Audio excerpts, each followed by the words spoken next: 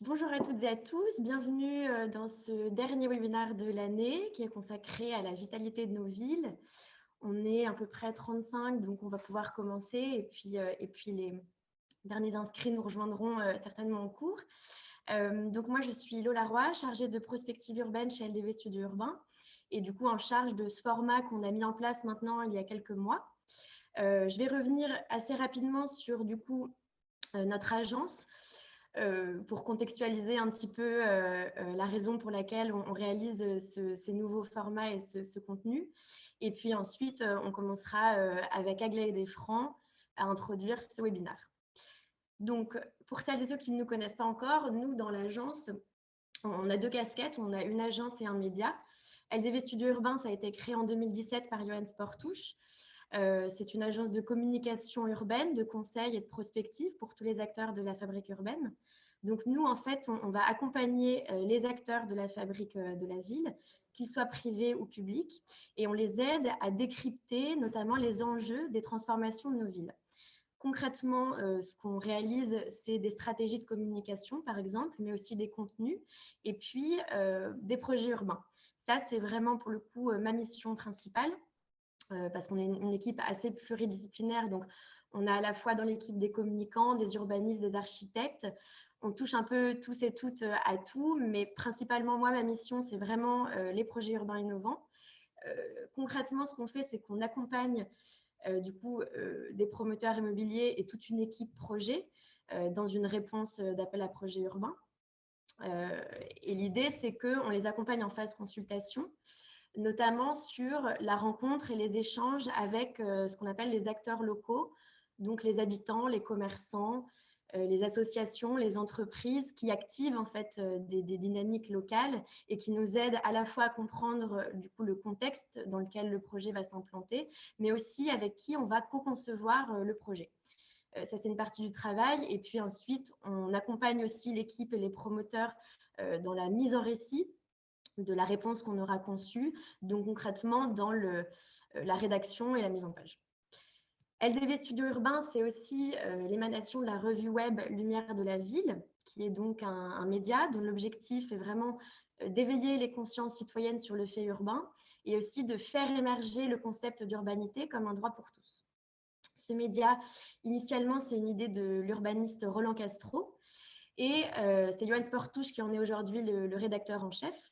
Et en fait, ce qui est intéressant, c'est qu'aujourd'hui, comme vous le présente un petit peu ce schéma, LDV Studio Urbain et Lumière de la Ville, donc l'agence et le média, sont assez interdépendants.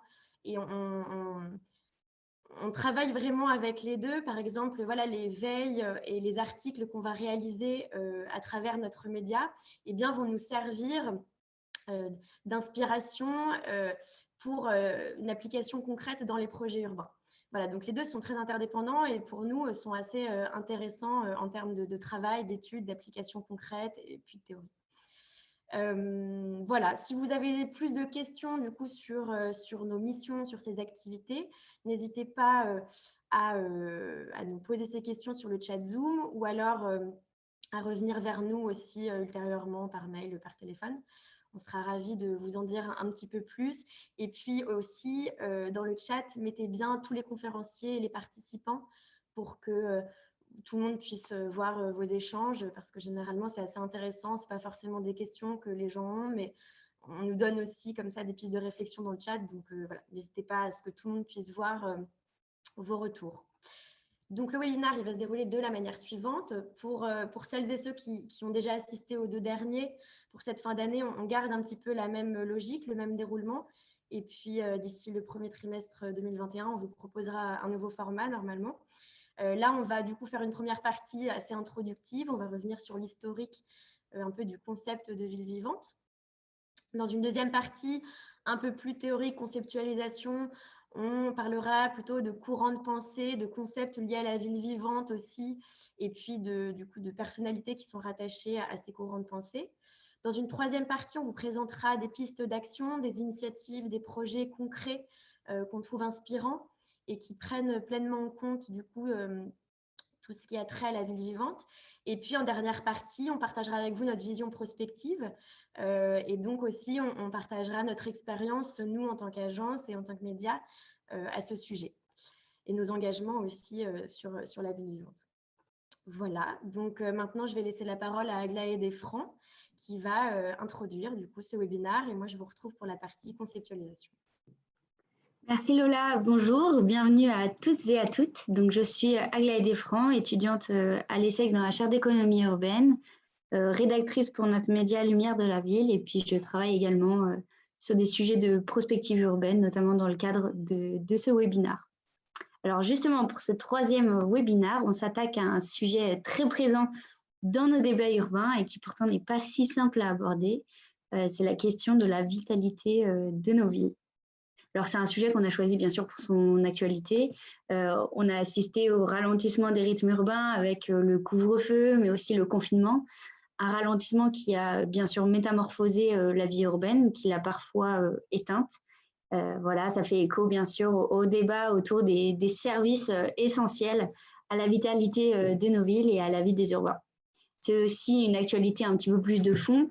Ça fait déjà quelques années qu'on voit des différents plans de revitalisation des centres urbains, que ce soit pour les moyennes ou les petites villes. Et puis, c'est aussi un sujet qu'on a choisi pour les questions un peu plus larges qui posent, d'ordre philosophique, sociologique, qui portent presque sur le rôle symbolique de la ville dans la vie quotidienne en fait, des urbains, des habitants.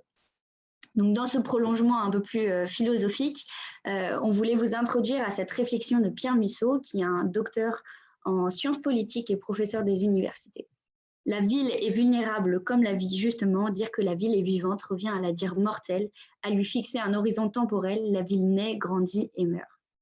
Ce qui est intéressant ici, c'est que Pierre Musso évoque la fragilité de la ville qui porte en elle en fait cette forme d'obsolescence. Mais qui dit obsolescence dit aussi penser le durable, penser résilient, et sans doute que la ville véritablement vivable et vivante est une ville à la fois humaine et résiliente.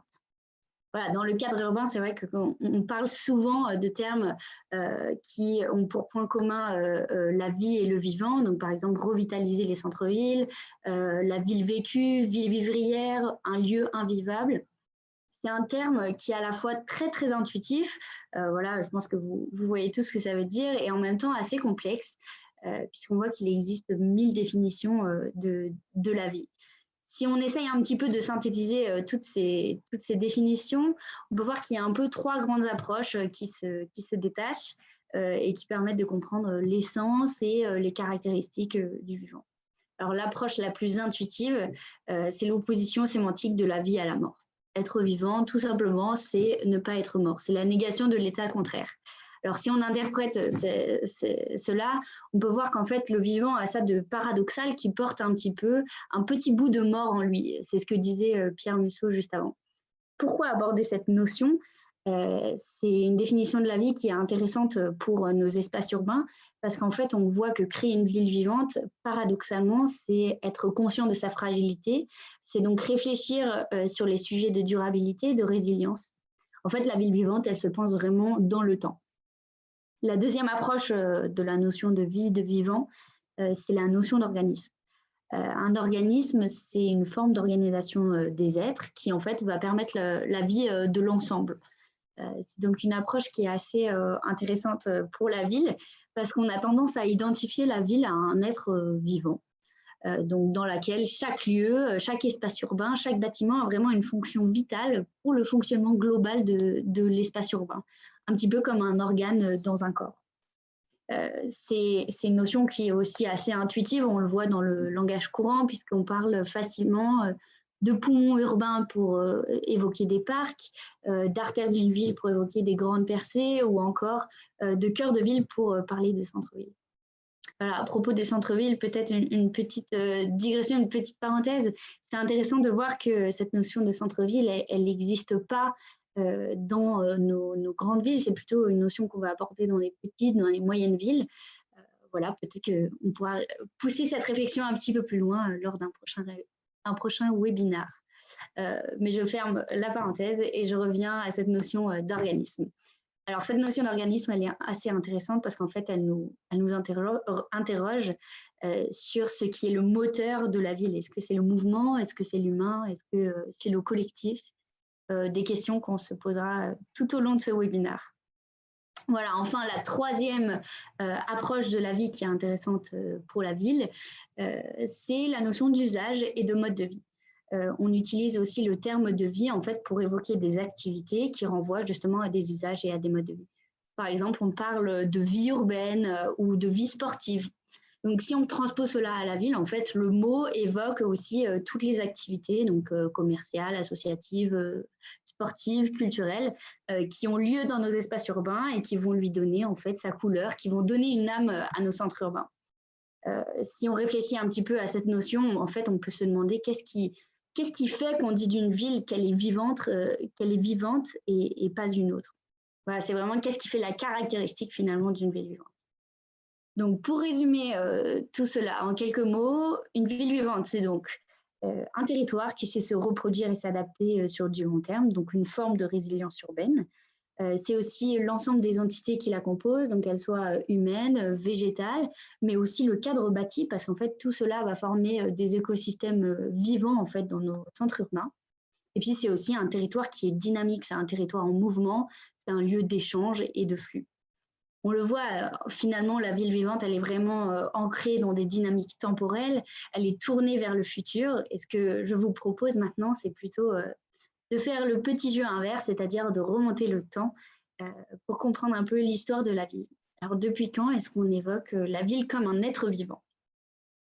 C'est vrai que si on regarde un petit peu en arrière, on voit qu'on a longtemps pensé la ville comme une machine, notamment pendant la révolution industrielle. Cette idée-là, elle va un petit peu changer au fur et à mesure. Et courant 19e, en fait, toute l'avancée des travaux scientifiques au sujet du vivant, notamment pour comprendre un peu sa structure, ses modes de fonctionnement, va complètement influencer les urbanistes. Alors, les premiers à s'être vraiment inspirés du corps et de ses fonctionnalités pour concevoir la ville, ce sont ceux que l'historienne et ancienne professeure de la Sorbonne, donc Françoise Choët, appelle les pré-progressistes. Ils sont représentés par Charles Fourier, Jean-Baptiste Gaudin en France ou encore Robert Owen en Angleterre. Pour eux, ce qui est assez intéressant de voir, c'est que la ville, elle est constituée en fait comme un corps. Donc, ce sont des sortes de cellules de vie qui sont autosuffisantes et qui vont se juxtaposer pour former le tout. Donc, en fait, le cœur de ce corps, c'est le logement. Et autour de ce logement, on a d'autres cellules qui viennent s'ajouter, comme les lieux productifs, les espaces verts. Tous ces lieux, ils sont reliés par des flux qui sont comparés à la circulation sanguine, comme dans un corps humain. Concrètement, ces idées-là, elles se traduisent par des phalanges terres. Voilà, c'est un modèle qui va être un petit peu repris, modifié plus tard par les culturalistes. Pour remettre un petit peu en contexte, le culturalisme, c'est un courant anthropologique, donc fin 19e, début 20e siècle, qui souligne les rôles de la culture sur les individus, sur leur identité. Cette vision-là, la prime importance de la culture, ils vont l'appliquer au centre urbain. Donc ici, dans la ville vivante, pour eux, ce n'est plus le lieu, mais la culture qui va permettre au tout de faire corps. Ce qui signifie que dans nos espaces urbains, chacun a vraiment un rôle à jouer, ce par le biais de la culture, qui est le lien qui va unir la communauté. Donc l'idée de ville vivante, on le voit vraiment, elle a évolué dans le temps avec les différents courants urbanistiques, philosophiques, scientifiques même. Aujourd'hui, la question du vivant, on ne l'aborde plus tout à fait de la même manière et on voit qu'en fait, elle s'inscrit dans des concepts urbains un petit peu plus généraux. Par exemple, dans la Smart City, on va prendre le pouls de la ville en collectant les données. En fait, ce qui va donner une très fine connaissance du vivant, des habitants, de ceux qui habitent la ville, ce qui permettrait en fait de calquer la fabrique de la ville sur les besoins de ces êtres vivants. Mais on retrouve aussi cette question du vivant dans la ville collaborative avec l'intensification des liens humains ou encore dans le concept de ville régénérative. Voilà, pour finir, on peut voir que c'est un concept dont en fait même les politiciens commencent à s'emparer aujourd'hui. Et puis c'est surtout un sujet, bien sûr, qui intéresse et qui interroge de plus en plus les acteurs de la fabrique de la ville. Alors, il existe 1000 manières d'aborder ce sujet dans nos villes. Beaucoup de travaux, on le voit, sont souvent consacrés à l'approche environnementale, qui va s'intéresser davantage à la richesse de la biodiversité en ville en tant que forme de vie. Il y a d'autres approches, comme par exemple celle qui s'interroge un petit peu plus sur les vitalités économiques de nos territoires, par exemple au dynamisme commercial ou à l'attractivité touristique. Voilà, toutes ces approches-là, elles sont bien évidemment très intéressantes et fondamentales dans la création de villes vivantes. Mais je dirais que nous, de notre côté, d'après notre expérience dans la fabrique urbaine, à travers toutes les missions qu'on mène quotidiennement, mais aussi tout simplement en observant un petit peu le contexte actuel dans lequel on se rend de plus en plus compte du rôle primordial que jouent les habitants, les commerçants, les associations dans la vie d'un quartier. À partir de tout ça, on a vraiment décidé d'aborder la question de la ville vivante sous le prisme de tous ces écosystèmes d'acteurs et des différentes fonctions urbaines qui sont interdépendants et complémentaires et qui permettent d'activer au quotidien nos espaces urbains. Donc, sous ce prisme-là, il y a un petit peu 3 grandes problématiques qui se dégagent. La première, c'est la question de la vie collective en ville. La seconde, c'est la question de l'échelle locale. Comment est-ce qu'on fait pour ancrer des projets urbains dans un contexte local, c'est-à-dire vraiment à une échelle très proche? Et comment est-ce qu'on fait pour stimuler l'intelligence collective, l'intelligence humaine des différents acteurs de la ville pour obtenir la quintessence de chacun, peut-être dans une démarche un petit peu plus démocratique? Enfin, la dernière problématique, elle concerne une vision un peu plus prospective. Elle va plutôt s'interroger sur l'impact des relations humaines, des changements sociaux sur la ville à long terme. Donc, quels nouveaux modèles, quels nouveaux outils, quels nouveaux acteurs, quels projets à l'avenir pour penser cette ville plus vivante. Je vais vous laisser maintenant avec Lola pour une partie un petit peu plus théorique et conceptuelle. Merci Aglaé. Du coup, en fait, la vitalité de nos villes, c'est un sujet qui, bien sûr, a été travaillé, qui a intéressé beaucoup de spécialistes, notamment de la fabrique urbaine, mais pas que. Aussi beaucoup d'anthropologues, beaucoup de sociologues, même de politiciens qui s'emparent aujourd'hui du sujet. Et donc là, l'idée, c'est de revenir sur quelques-uns des courants de pensée, quelques-unes des réflexions qui sont liées à la vie vivante et du coup des personnalités rattachées à ces courants de pensée.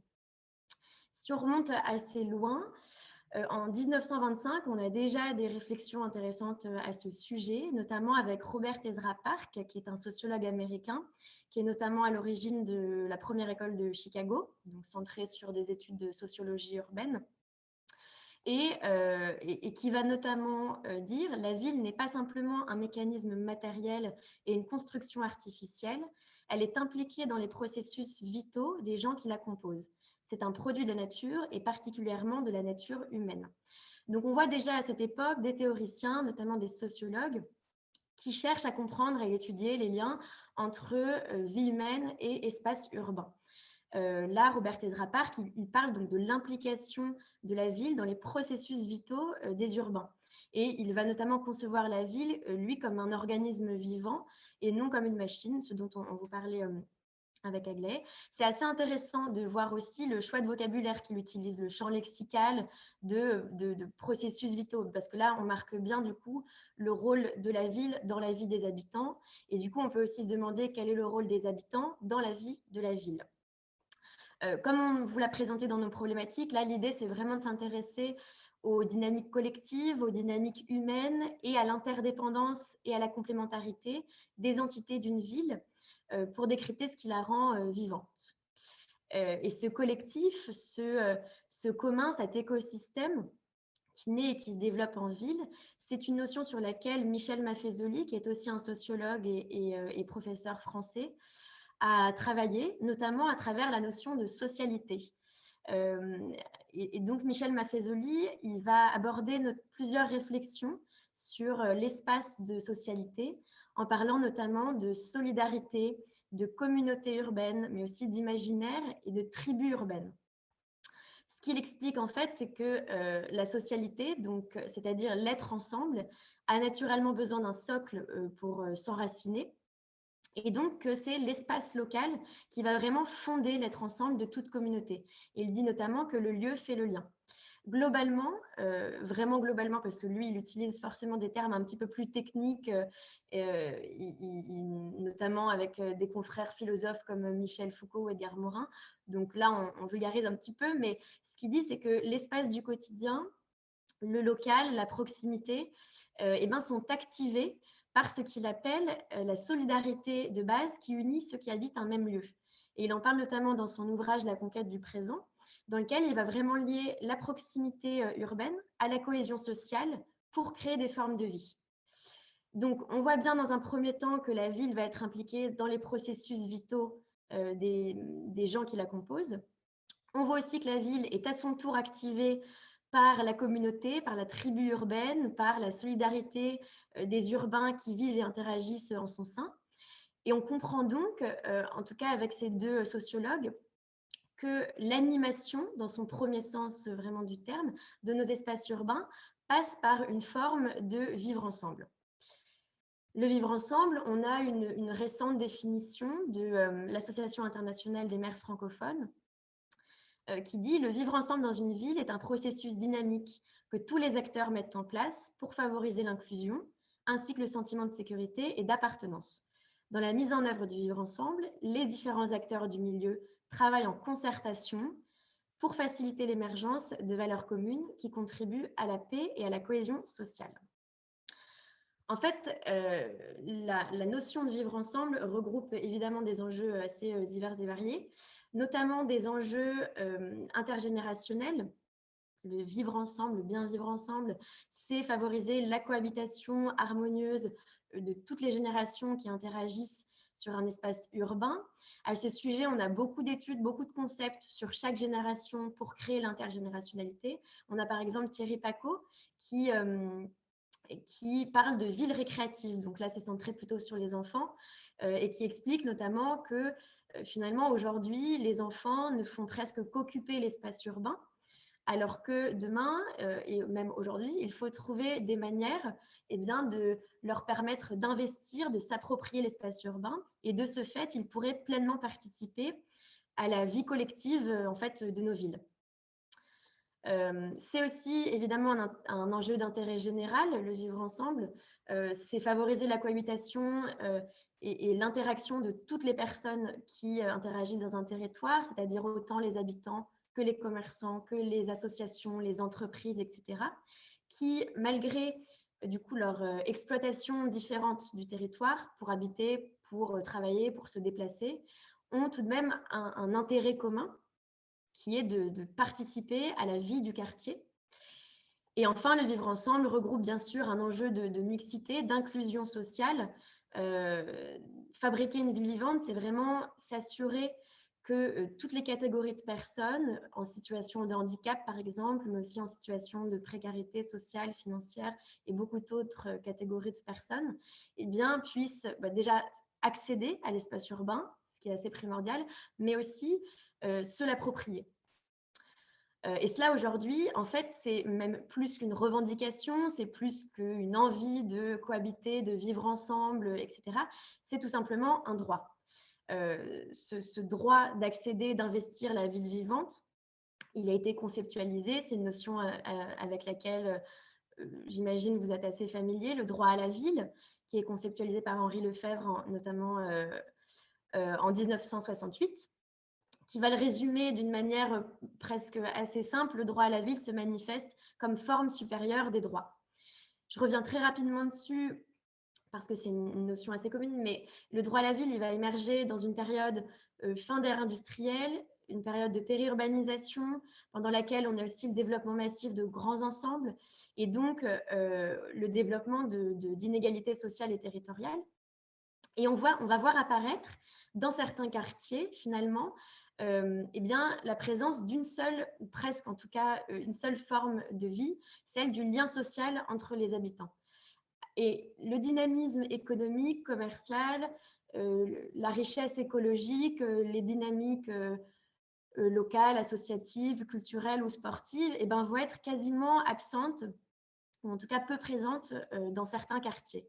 Et donc, à cette époque, on va vraiment assister à l'émergence de nouvelles revendications citoyennes et participatives, notamment par un bouleversement d'enjeux urbains et le fait qu'on va se rendre compte que jusqu'à présent, on s'est vraiment concentré sur des problématiques autour de la question du logement en France, de l'accès au logement pour toutes et tous, ce qui est bien évidemment primordial, mais le droit à la ville va faire émerger des dynamiques un peu plus complètes à tout ce qu'il y a autour de l'habitat, et notamment à tous les besoins anthropologiques autour de cette question de l'habitat.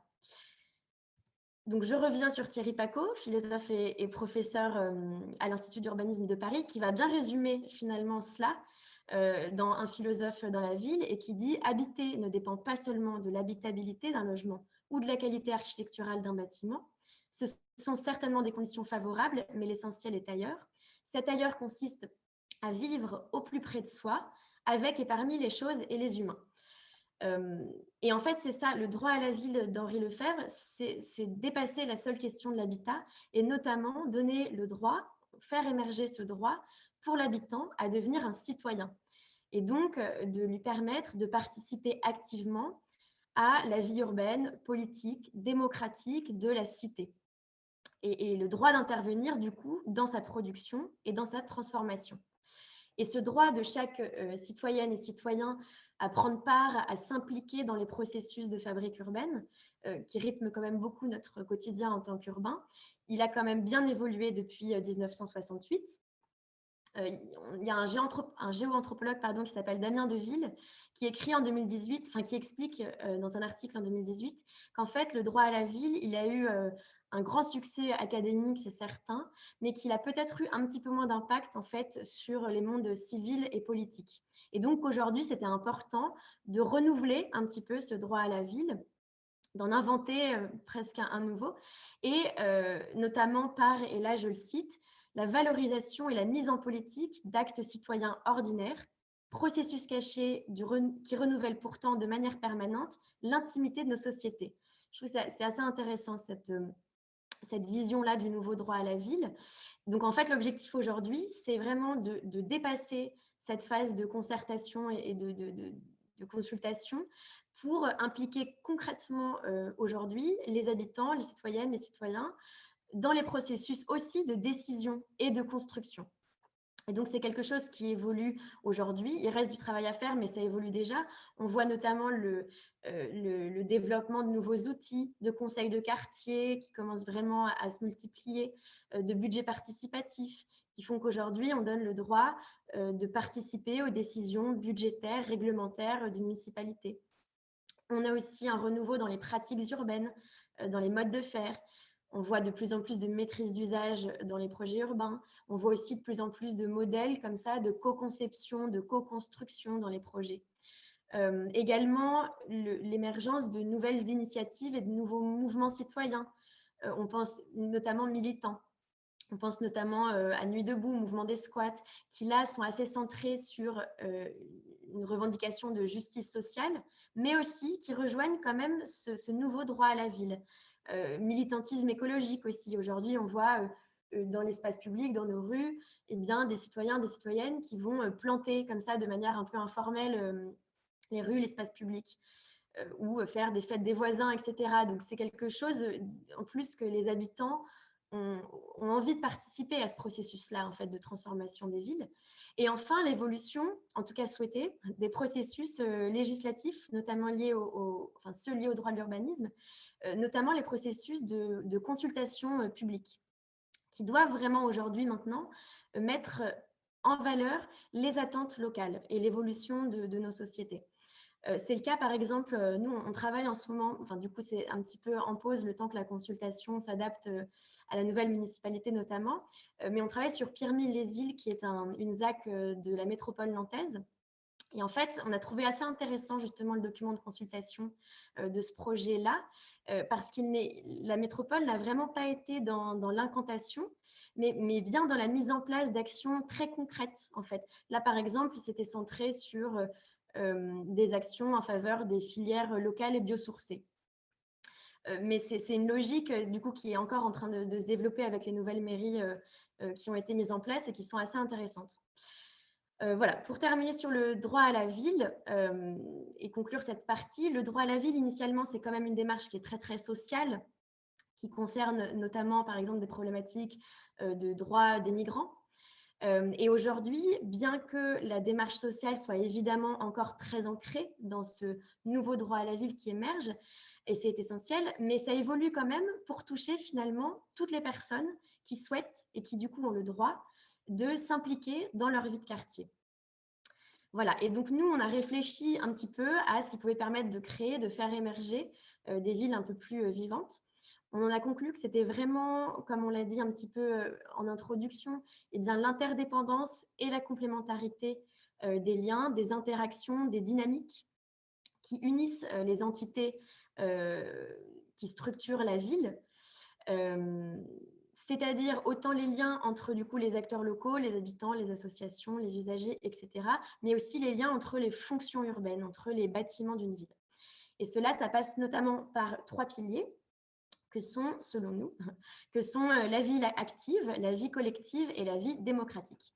Donc la ville active, c'est une ville en mouvement, un territoire de flux, d'interaction, qui peut s'exprimer par exemple dans le foisonnement d'activités, de dynamiques commerciales, culturelle, sociale, sportive. C'est donc une ville multi-usage avec des aménagements qui sont multifonctions. La vie collective qui, elle, va plutôt englober du coup les interactions humaines entre les individus, le lien fédérateur d'une communauté. On l'a vu un peu plus haut, mais comme on le disait, dans un organisme vivant, finalement, ce qui tient le tout, ce qui forme le tout, c'est la mise en réseau des organes. Eh bien, la vie vivante, pour nous, c'est un petit peu pareil. C'est la mise en réseau des personnes, des lieux, des fonctions urbaines et donc de la vie collective qui va former un tout. Et la vie démocratique, comme dernier pilier de la ville vivante, qui est tout simplement une ville qui va être créée par et pour tous et dans laquelle on va vraiment dépasser ces processus de concertation, bien qu'ils soient essentiels, mais il faut aussi les dépasser pour impliquer très concrètement les urbains dans les processus de fabrique urbaine.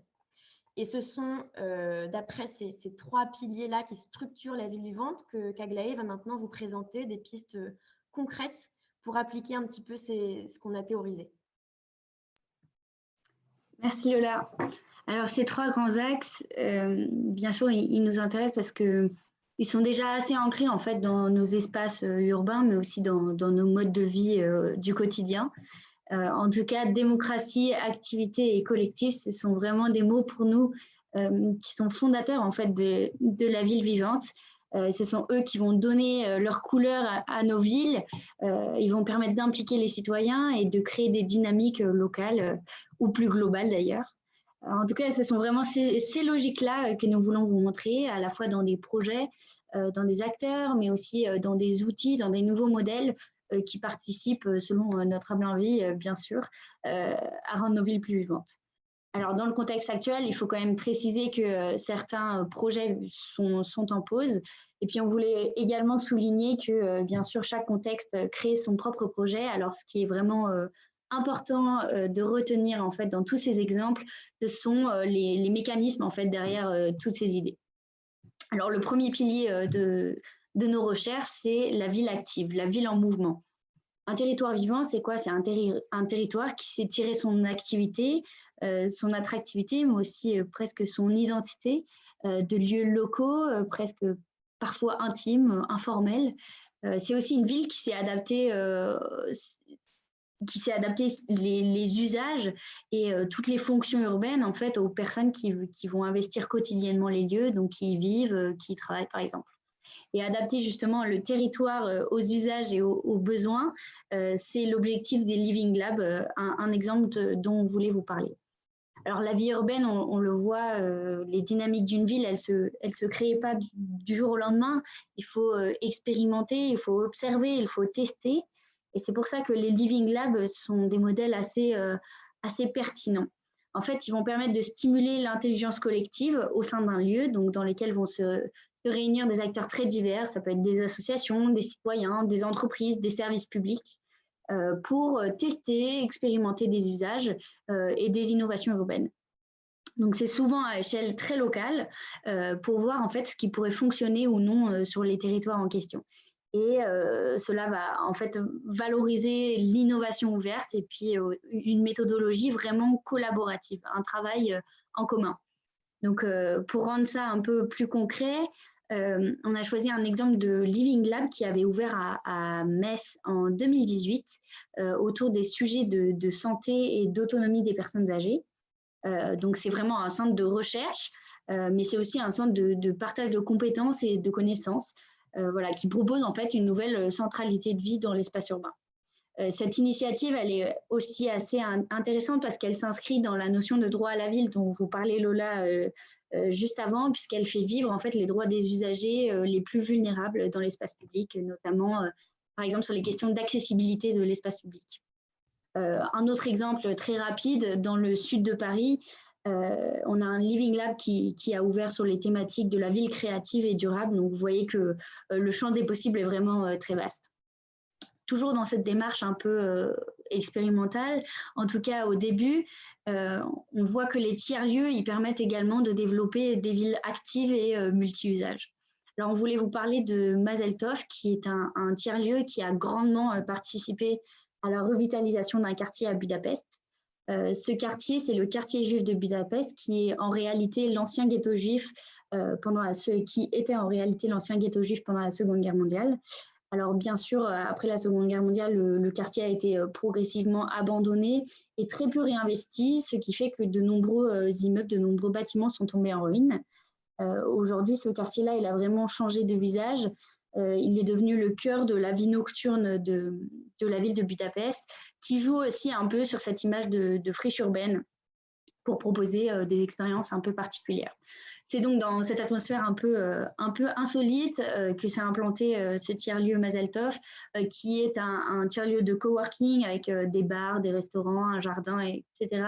Des lieux aussi dédiés à la programmation culturelle, qui est assez intéressant parce qu'il est à la fois très intime, donc il est un peu caché dans une cour et dans ce quartier justement récemment réinvesti et à la fois très ouvert au public. En tout cas, aujourd'hui, c'est une vraie force vive pour le quartier et il participe grandement à son rayonnement. Outre ces projets-là très innovants, il existe des solutions un petit peu plus opérationnelles, juridiques, législatives, voire même financières pour revitaliser les territoires. C'est souvent un engagement du service public, on le voit en France. Par exemple, bien sûr, vous pensez sans doute au programme Action Cœur de Ville ou Petite Ville de demain, pour lesquels l'État s'est engagé à soutenir, ne serait-ce que financièrement, des plans d'action pour revitaliser les centres urbains. Mais d'autres exemples, bien sûr, existent aussi à l'étranger. Et nous, on voulait vous présenter cet exemple un peu particulier, donc dans la ville de Neubrandenburg, en Allemagne. Dans cette ville, les pouvoirs publics ont décidé de racheter des pans entiers de quartiers dans lesquels il y avait des commerces vacants. Et pour ramener un petit peu d'animation dans les rues, tous les biens immobiliers qui ont été achetés par la mairie sont proposés aujourd'hui à moindre coût à des commerçants, des artisans, voire même pour en faire des logements. Donc aujourd'hui, la mairie, elle possède près de 300 espaces commerciaux et près de 12 000 logements qu'elle loue aux différents acteurs en adaptant les prix aux marges, aux revenus de chacun. Voilà, c'est une façon assez inédite, en tout cas vraiment insolite, de recréer de l'activité dans le centre-ville. Bien sûr, les acteurs publics ne sont pas les seuls à intervenir dans ce domaine-là, et puis des acteurs privés, on le voit, s'investissent également pour redynamiser les centres-villes. C'est le cas par exemple de Base Commune, qui est une toute nouvelle coopérative foncière et immobilière qui œuvre en fait pour la revitalisation des rez-de-chaussée en centre-ville. Donc en fait, elle va racheter des espaces commerciaux vacants pour y implanter des projets à impact social. Les baux, eux, vont être vraiment progressifs ou très modérés pour permettre justement cette ouverture à tout le monde, cette accessibilité. Donc, on voit que là, en alliant des nouveaux outils, des nouveaux modèles économiques, Base Commune redynamise en fait nos centres-villes tout en valorisant des écosystèmes d'acteurs dans l'espace public. Donc, des nouveaux écosystèmes, que ce soit des commerçants, des artisans, mais aussi les habitants, qui est un premier pas, à notre sens, vers la vie collective, qui est justement notre deuxième axe de travail. Alors, la vie collective, c'est vraiment la question de l'humain comme lien dans nos centres urbains. le rôle de la vie collective, c'est bien sûr ce caractère fédérateur, vivifiant, qui va permettre de redynamiser nos quartiers, donc qui est à la fois social et très humain, qui prône des valeurs comme la collaboration et la cohabitation. Donc la collaboration, justement, c'est vraiment le principe fondateur de la commune à Lyon, qui est une ancienne menuiserie qui a été totalement réhabilitée dans le quartier de Gerland à Lyon. En 2018, dans cet espace qui est encore un peu dans son jus industriel, on a implanté une cuisine collaborative pour accueillir des chefs cuisiniers qui voulaient tester un peu des nouveaux modèles, des nouveaux produits. Donc, en fait, c'est un véritable tremplin professionnel pour eux, puisqu'ils peuvent tester pendant 6 à 12 mois leur projet professionnel, bénéficier d'un accompagnement et vraiment des structures en fait, collaboratives, donc avec un coût très limité à la clé. Ce lieu, il se veut également, bien sûr, lieu de vie et de rencontre par la cuisine partagée, la transmission de savoir-faire, mais aussi pour le public qui est accueilli, qui est vraiment poussé à l'échange, donc au travers de tables partagées, de structures de formation, de séminaires, etc. Donc, c'est vraiment un projet qui est intéressant parce qu'il revitalise un quartier qui est assez peu animé, qui va favoriser le partage de compétences et la mise en lien d'acteurs très divers au sein des espaces urbains. La vie collective, on le voit, elle est vraiment basée donc, sur cette dynamique commune qui est profondément centrée vraiment sur l'aspect social, humain, ce qui la rapproche en quelque sorte de modèles solidaires. Et cette forme de solidarité, justement, on peut y parvenir par la mise en place de projets, d'actions qui favorisent l'économie sociale et solidaire. Alors, on voulait vous parler d'une association qui s'appelle À travers Fil, qui depuis 2015 propose des ateliers de menuiserie aux professionnels et aux amateurs. Donc, ce sont vraiment des ateliers collaboratifs qui permettent de limiter les coûts et de favoriser surtout, encore une fois, cette transmission de savoir. On a vraiment ici une démarche collective et solidaire puisque tous les samedis, l'atelier s'ouvre sur le quartier de manière totalement libre et gratuite. Et chacun peut alors en fait réparer son mobilier en bénéficiant de l'aide de professionnels sur place. Donc c'est vraiment une initiative solidaire qui a permis de faire renaître un petit peu de collectif justement dans nos quartiers. On pourrait faire un parallèle entre cette initiative-là et les systèmes d'échange locaux qui, cette fois, sont un petit peu plus informels et qui permettent, encore une fois, d'activer des réseaux de solidarité, de tisser du lien entre les habitants de territoire. Dans cette même lignée, un petit peu d'initiative citoyenne et locale, vous voulez vous présenter le projet de la chiffonnerie, qui est un tiers-lieu porté par un collectif d'artisans bordelais situé sur la rive droite de Bordeaux. Ce qui est intéressant à souligner avec ce projet, c'est que c'est un tiers-lieu qui s'est installé dans un garage d'un ancien quartier, d'un petit quartier pavillonnaire, pas d'un ancien quartier pavillonnaire, donc qui est vraiment principalement résidentiel, dans lequel l'activité n'est pas très développée. Et c'était vraiment dans l'idée de créer de l'activité, de dynamiser ce quartier-là, qu'un groupe d'amis artisans a décidé de créer un atelier d'artisanat et de métiers d'art qui propose à des prix très accessibles des ateliers de travail. Ce lieu, il est aussi ouvert au public, notamment par le biais d'un café associatif et dans une logique vraiment avant tout solidaire. Donc l'idée de base, c'était vraiment de créer des liens pérennes entre les habitants et les travailleurs au sein de ce quartier pour le revitaliser, alors que ce quartier, on peut le rappeler, son attractivité majeure réside encore dans l'écosystème Darwin.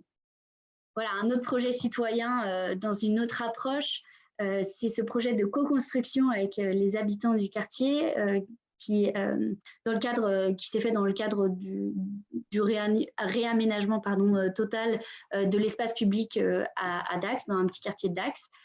Donc en fait, les habitants et le collectif Bruit du Frigo ont créé des espaces collectifs vraiment au cœur de l'espace public. Ils ont conçu de A à Z le mobilier urbain qui est vraiment adapté à leurs usages, à leurs besoins, comme par exemple un préau pour des lieux de rencontre. Ce qui est intéressant ici, c'est la démarche. En fait, on a un dispositif de concertation qui a été mis en place, qui est assez particulier. Donc, pendant plusieurs années, il y a eu un suivi pendant plusieurs années et ils ont créé, par exemple, des micro-salons au pied des immeubles pour favoriser l'échange entre les habitants, des petits ateliers, des événements, etc. Ce qui est intéressant vraiment ici dans cette démarche, c'est le processus de co-construction qui a vraiment pris forme au contact des habitants et en fait, c'était impossible de savoir ce que le projet allait donner la première année. Voilà, on a parlé jusqu'ici de dynamique un peu économique et on voulait parler maintenant d'initiatives un petit peu plus culturelles.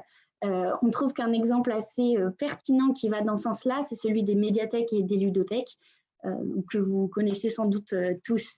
Mais on voulait vous présenter une ludothèque qui est un peu particulière, qui a ouvert dans le quartier des Chartrons à Bordeaux. Elle est située en fait au rez-de-chaussée d'une maison de retraite, c'est ce qui fait sa particularité. Et elle dispose en son sein d'un espace de vie sociale. Donc en fait, cet espace il permet vraiment de rapprocher les différentes générations autour d'activités ludiques. Donc c'est un modèle qui est assez intéressant pour revitaliser un quartier et favoriser la solidarité. D'autres modèles intéressants, c'est les médiathèques ou ludothèques en plein air. Il y en a un petit peu partout en France qui permettent de rendre visibles les interactions sociales sur la place publique et d'activer de manière temporaire ou non de nouvelles dynamiques au sein des espaces urbains. Voilà, plus largement, on peut dire qu'aujourd'hui, il y a de plus en plus de projets d'initiatives citoyennes qui s'emparent vraiment de l'espace public, ce qui est une manière de rendre l'espace public aussi plus accessible à tous, et ce qui s'inscrit bien sûr parfaitement dans une démarche de ville plus inclusive et démocratique. Alors maintenant, on voulait vous présenter le dernier pilier de la ville vivante à notre sens, qui est la vie démocratique au sein de nos espaces urbains. Un territoire qui se veut démocratique, c'est un territoire au sein duquel on a vraiment une recherche constante d'implication des citoyens, que ce soit dans l'espace public, dans la vie quotidienne au sein des espaces urbains, mais même dans la construction de la ville. Pourquoi cette implication locale des habitants? En fait, elle permet d'assurer à long terme la dynamisation, l'investissement et l'appropriation des territoires. Alors, ce rôle d'implication des citoyens dans la vie urbaine, ce sont souvent les services publics et le secteur public de manière plus générale qui jouent ce rôle. On a des exemples qui sont assez intéressants de tiers-lieux démocratiques, comme par exemple à Roubaix ou à Sailly dans les Hauts-de-France. Donc, au sein des locaux de ces tiers-lieux démocratiques, on développe des projets collectifs qui font vivre la ville et la démocratie locale. Donc, par exemple, des petits ateliers, des conférences thématiques, des groupes de réflexion, pour soutenir des projets d'initiative citoyenne, améliorer le cadre de vie et puis favoriser bien sûr les échanges autour des différents sujets aussi divers que le compostage ou encore le covoiturage local. Donc dans cette même logique-là, il y a plusieurs exemples bien sûr en France. À Paris, on a une halle civique qui s'est installée à Belleville. C'est un tiers-lieu qui accueille à la fois des entreprises et des associations, qui permet de développer la participation citoyenne et le débat public, tout en utilisant, et ça c'est ce qui est assez innovant, des solutions technologiques et des outils numériques. Donc en fait, on voit que dans ces deux exemples-là, la logique qui est vraiment intéressante et à retenir, c'est de créer un lieu dédié à ces dynamiques démocratiques et participatives, ce qui permet en fait de les rendre très concrètes et très visibles dans nos espaces urbains. La deuxième logique qu'on peut retenir aussi, c'est bien sûr d'intégrer les usagers et les habitants au développement de la vie et de la ville et de ces nouveaux lieux d'expérimentation. Justement, il y a aussi des startups qui travaillent sur cette expérimentation pour proposer de nouvelles solutions, des outils, notamment via le numérique, les nouvelles technologies, pour permettre aux habitants de participer, de donner leur avis sur l'aménagement de leur ville. Ça peut passer, par exemple, par les diagnostics participatifs. Alors, Made in Vote le fait via un questionnaire ciblé sur les populations qui vont être concernées par les projets immobiliers pour implanter, donc dans le cadre de l'implantation de nouveaux projets urbains, tout ça pour en fait que ces projets correspondent vraiment aux attentes et aux besoins locaux et qu'ils soient investis à long terme par les habitants. QCIT le font aussi, mais cette fois-ci via des enquêtes vraiment menées sur le terrain Et ce qui est intéressant, c'est qu'ils vont compléter par des logiciels d'intelligence artificielle ces enquêtes de terrain pour comprendre en fait la manière dont l'environnement urbain est perçu par les habitants, que ce soit de manière très objective et aussi très subjective. Voilà, donc des startups innovantes, bien sûr, ce ne sont pas les seules à s'emparer du sujet. Il y a aussi des associations, des collectifs qui travaillent sur ces thématiques-là. Et je vais terminer sur cette dernière idée. On le voit maintenant depuis quelques années, ces associations, ces collectifs, ces entreprises, elles sont de plus en plus engagées dans la co-conception et la co-construction de projets urbains. Leur objectif, c'est vraiment de dépasser le simple recueil d'avis pour travailler en fait avec les habitants et les usagers. Il y a une petite agence qui s'appelle l'agence Nalis qui propose, pour aller un petit peu dans ce sens-là, une plateforme participative qui est intitulée Dites-nous tout, qui permet, dans le cadre de projets urbains, de recueillir l'avis des citoyens, notamment par le biais de live ou de fils de discussion qui sont animés soit par l'agence, soit par les porteurs de projets. Voilà, c'est une démarche qui s'avère vraiment souvent complémentaire de la démarche de terrain. On trouve également d'autres collectifs, notamment des collectifs de maîtrise d'usage, comme Commun Possible, qui a développé un mobilier urbain à la fois innovant et pédagogique, qui s'appelle la nacelle, que vous pouvez voir en image. L'idée ici, c'est vraiment d'allier le design urbain comme outil pour inciter en fait les urbains à participer à des formes de concertation. Donc voilà, ça rend vraiment visible dans l'espace public, visible par tous, cette idée de concerter les citoyens et de les mobiliser dans les cadres de projets urbains.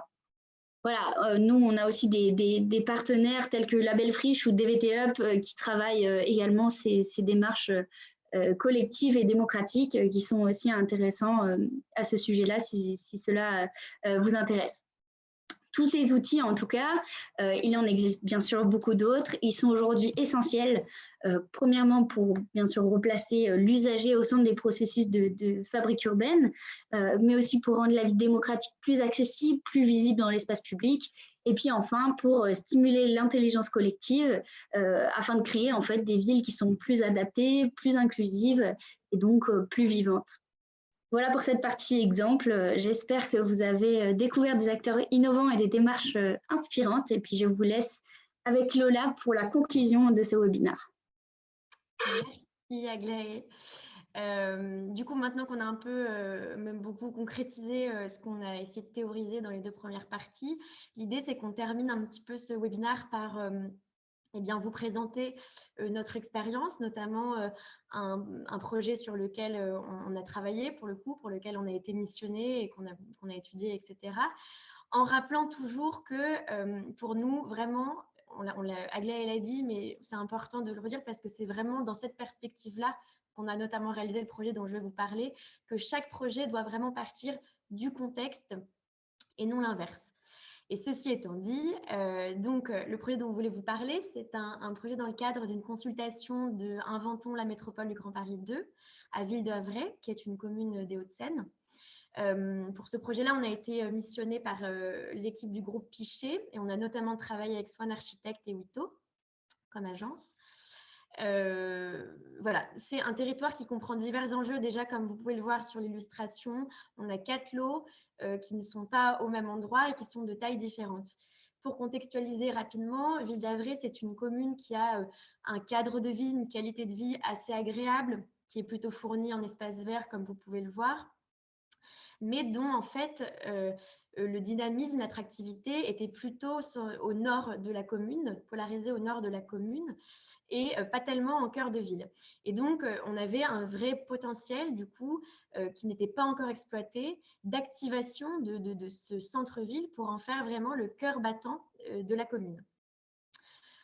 Du coup, l'équipe LDV et l'équipe projet, bien évidemment, on a voulu se concentrer sur un objectif de création de liens et sur ce concept de ville vivante et d'écosystème urbain et vivant.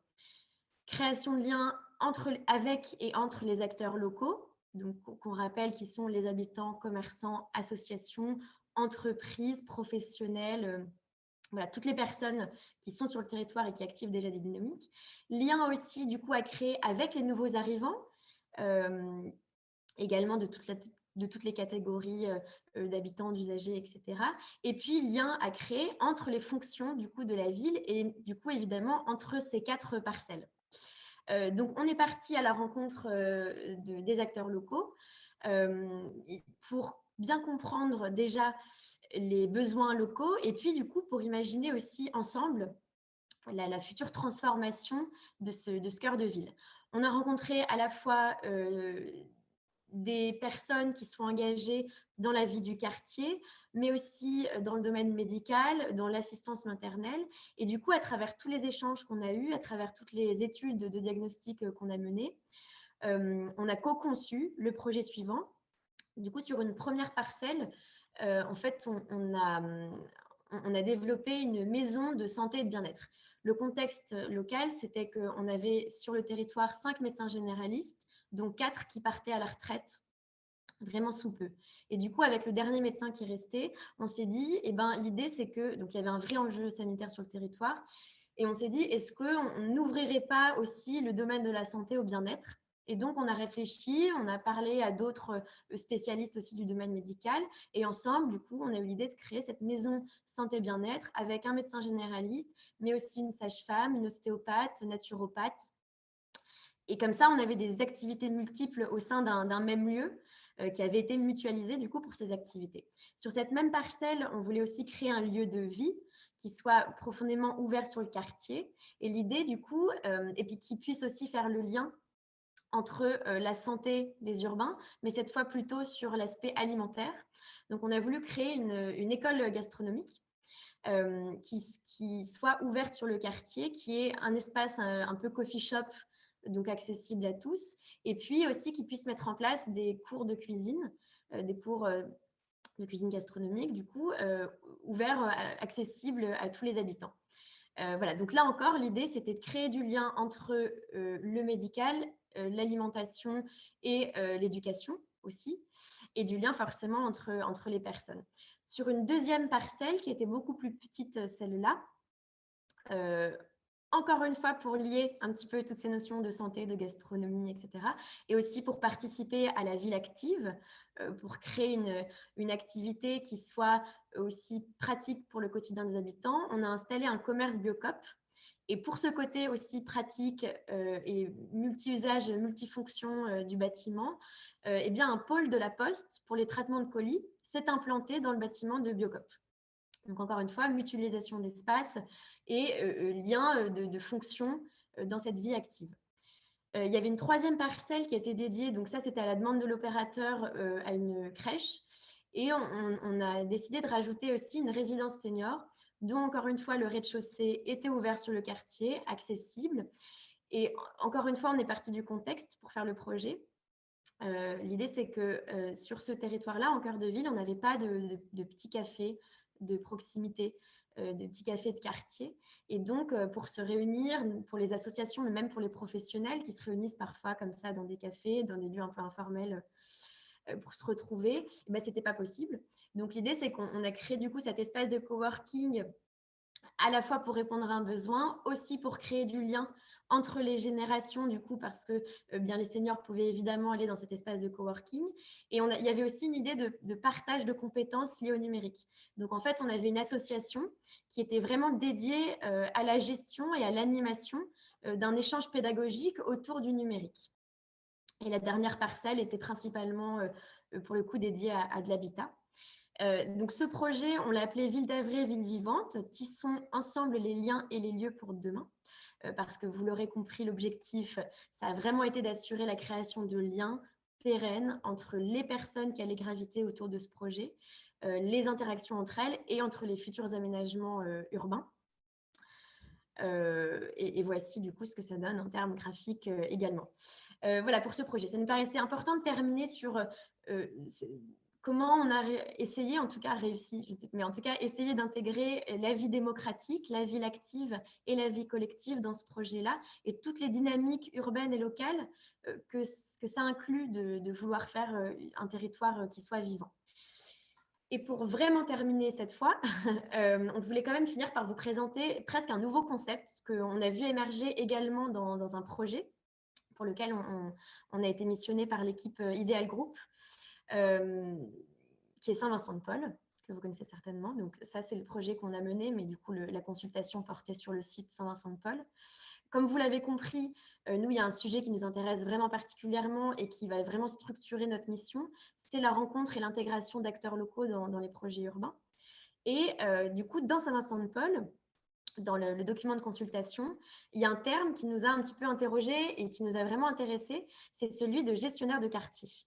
Nous, c'est quelque chose à laquelle on avait déjà réfléchi pour Ville d'Avray et qu'on avait appelé le coach de quartier, le ou la coach de quartier, bien sûr, qui était une personne qui puisse assurer la gestion et l'animation du coup des liens humains qui allaient être créés par le nouveau projet et des nouvelles fonctions urbaines aussi créées.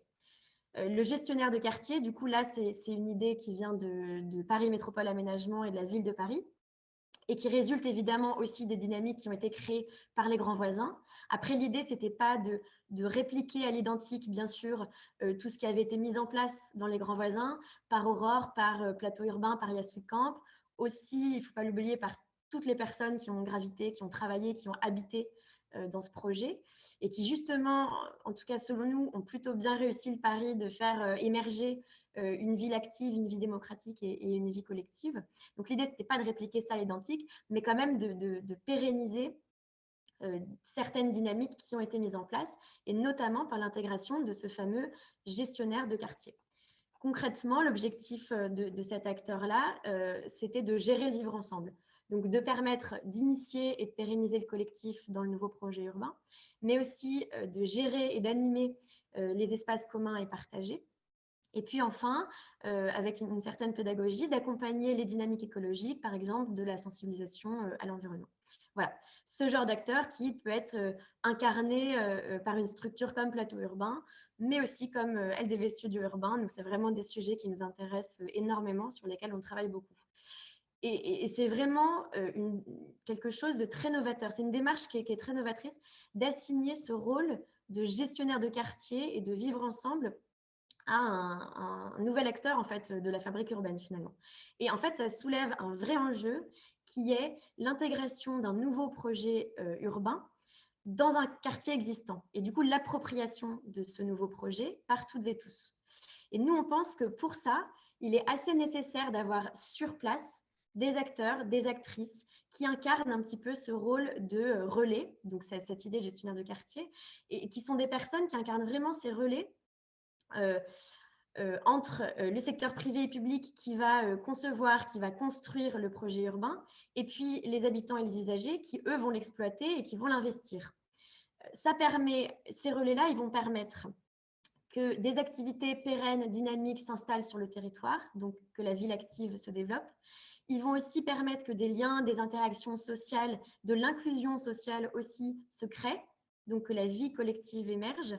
Et enfin, ces relais, ils permettent également de faire, par exemple, remonter des problématiques de terrain aux décideurs, et donc d'avoir une vie démocratique qui émerge également.